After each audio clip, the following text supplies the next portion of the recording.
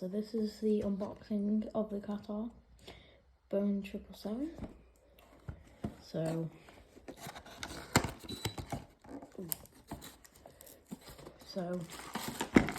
here is the stand and the tail and some other. It's the other part of the stand, and here is the plane, which is very nice old livery here of the Qatar. Here are the wings in here that I'll just take out, and I will put this together. So let's put the wing, both of the wings on. It's quite hard to do, but that's the wings done with the 25 years of excellence on. And here's the tail on the other.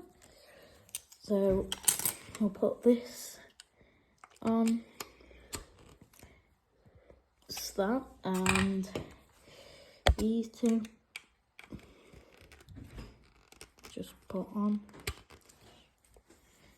and the other one. Okay, and then we'll do the stand and just put this on like that, then attach it up, and there we go. That's the Qatar 777-300ER finished, and the unboxing of it. And is the bottom view, and there's that, and it's very nice. And that's the end of the unboxing.